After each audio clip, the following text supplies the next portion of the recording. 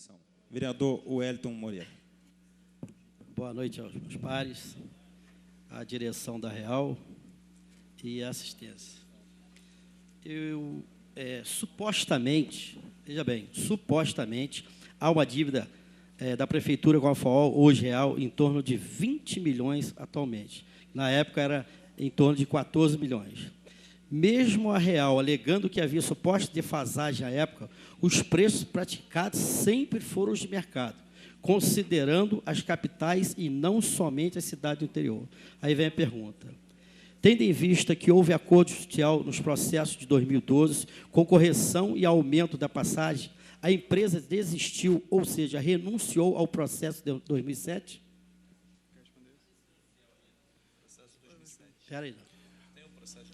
O processo de 2007, nesse acordo, esse processo que a gente fez, esse acordo, ele era atrelado a ele mais duas... Na verdade, não foi... esse acordo realmente não teve abrangência dessa ação.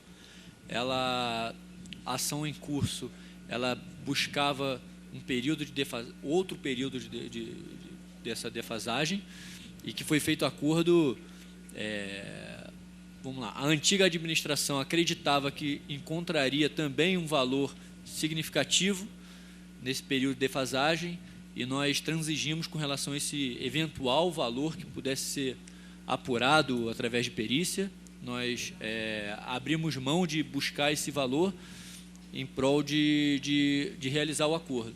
E não foi tratado nada com relação a essa outra ação. Essa outra ação, a gente ainda está buscando mais conhecimento com relação a essa ação. Mas essa ação continua? Ainda continua, ainda tramita. Tá, mas aqui, eu queria colocar aqui que dentro do edital, no seu item 5.6, subitem 5.6, diz que o valor inicial da tarifa a ser cobrado dos usuários pelo serviço especificado neste edital será de R$ 2,00 e será revisto, veja bem, revisto sempre que, de acordo com a planilha de cálculo tarifário, se apurar o rompimento do equilíbrio econômico-financeiro do contrato de concessão. Edital, desculpe, que o edital é de 12/12/2006, referente à folha 906.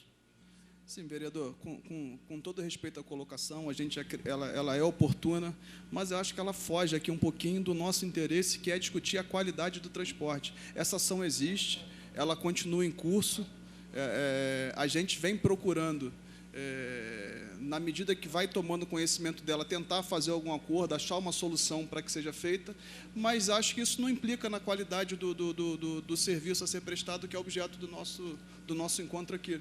Senão a gente vai começar a desenterrar muita coisa, que, na verdade, o que a gente queria fazer aqui o seguinte hoje, era prestar conta e se comprometer com todos aqui presentes, que a gente vai prestar um bom serviço, que a gente vai trabalhar, vai buscar isso, e vocês têm um parceiro aqui desse lado aqui para poder tratar desse... Então, resumindo pelo que eu entendi, o poder público pode ceder, a população também, a empresa não. Não, na verdade, o fim dela é lucrativo, especificamente. Como o Renato disse, assim, eu até vim aqui só para fazer a apresentação, sou diretor do grupo lá no Rio, da área jurídica. Nós viemos aqui justamente para mostrar o doravante, quer dizer, mostrar os serviços que vão ser prestados conforme consta até no próprio ofício. Com relação à pauta antecipada, reforço que ficou acertado em plenário que as tratativas serão exclusivas ao serviço oferecido pela empresa aos munícipes. E esse foi todo o tom da nossa explicação. E como o diretor Renato acabou de dizer, a gente gostaria de manter... Eu estou fazendo a pergunta ao senhor, porque isso aí era uma dúvida da população. E me perguntaram, e eu falei que ia fazer essa pergunta. Então, vocês não abriram mão desses 20 milhões atualizados hoje. Seria em torno de 20 milhões. Isso continua. Então, tá bom. Próxima pergunta.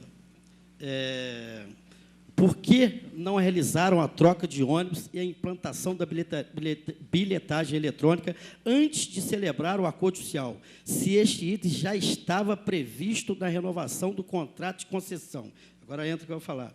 Também dentro do edital de 12/12/2006, folhas 903, que diz, no seu item primeiro e subitem 1.8, vem lá, que é obrigatoriedade, a implantação de bilhetagem eletrônica, construção de abrigos de ônibus e, aqui, no item 3, na linha A, diz adequação de toda a frota de ônibus para veículos com especificações próprias para o transporte urbano de passageiros em condições de segurança, conforto, facilidade de embarque e desembarque em níveis mínimos de poluição ambiental, conforme estabelecido no volume 3, capítulo 7, anexo 4, do artigo 21, do parágrafo 4. Então, quer dizer, é uma coisa que já estava no edital de 12 de 2006, das folhas 903 e 904. Eu vou passar aqui a palavra para o Renato, que é realmente o diretor da empresa. Mas, na verdade, volto a repetir... Porque, olha só, deixa eu só terminar aqui, desculpa. Desculpa aqui que eu esqueci de terminar. Quando vocês compraram a FAO, adquiriram o ônus e o bônus. Um minutinho. Bom, vereador, mais uma vez para tentar esclarecer aqui, eu estou com a cópia aqui do contrato do nosso contrato de concessão, é o volume 1, página 8, onde a gente fala da outorga.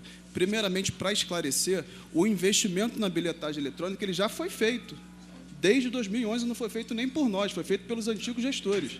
Eles arcaram com 100% desse investimento, isso já está feito. O que a gente fez agora foi simplesmente ampliar o tempo de integração, que o custo disso é zero, alterar o sistema. Então, o sistema de bilhetagem ele já foi feito, já foi implantado. Mesmo que conste no volume 1, página 8 do nosso contrato de concessão, que a oferta mínima da outorga de cada lote foi calculada como 1% do valor contratado, sendo o seguinte, lote 1, tal, lote 1, aqui são os valores, né? O valor arrecadado com a outorga será destinado exclusivamente na melhoria da infraestrutura de transporte, tais como implantação de bilhetagem eletrônica, construção de estações de transferências ou mini-terminais para integração com bilhete único, construção de abrigos de ônibus, construção de faixas exclusivas de ônibus, melhoria no sistema viário, melhoria na sinalização. Então, essa é uma obrigação do poder concedente. Isso aqui é o contrato de concessão. Aí onde fica a construção de abrigos de ônibus? Que seria o subitem 1.8 e a linha 6, C. Eu estou com um contrato aqui. Ó. Então, eu estou falando aqui do edital de 12/2006. Já dizia isso. Isso já era uma promessa. Isso era uma obrigatoriedade já. E não foi feito, não foi cumprido. Aí entrou o bônus e o ônus da empresa quando adquiriu a FAO. E entra também a adequação de toda a frota de ônibus para veículos com especificações próprias.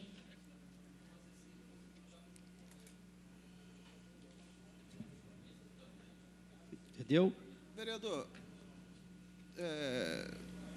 eu acho que está perdendo sentido a nossa discussão, porque eu estou com um contrato aqui de concessão, onde ele diz que essa obrigação seria por conta do poder concedente, através da verba que a gente paga mensalmente com relação à outorga, e a gente está falando de bilhetagem eletrônica, que esse investimento já foi tudo bem, efetuado, vamos retirar isso aí.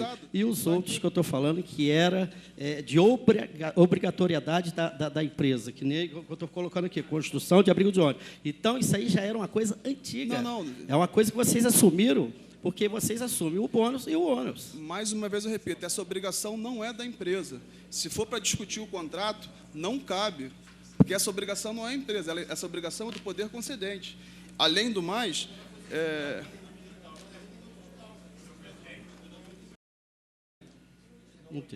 Vamos lá, então, a última para concluir. A empresa FAO, ela era deficitária? Continua sendo. Então, qual o motivo que incentivou o investimento dessa empresa? Vereador, mais uma vez, eu não quero ser deselegante, mas perde sentido. A gente acreditou no negócio.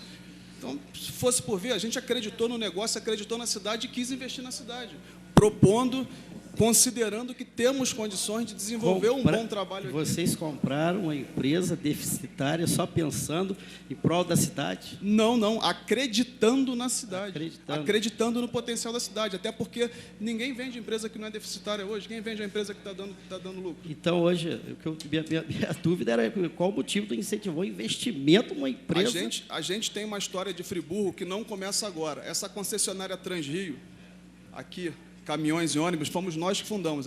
O grupo possuía 7 concessionárias. Uma delas era essa Transrio aqui, que nós que inauguramos e conhecemos a cidade, se eu não me engano, foi em 2000... Acho que foi em 2000 que a gente inaugurou a concessionária. A gente já tem uma história de 2000 a 2007, aquela concessionária foi nossa. Então, a gente já conhecia a cidade, já conhecia os antigos donos e tinha um carinho muito grande pela empresa. Então, na verdade, a gente não escolheu de forma aleatória. Por ser uma empresa deficitária, pelo que eu vi, ficou interessante hoje investimento em empresas que são deficitárias, então, pelo que eu entendi. Então, a resposta, para mim, não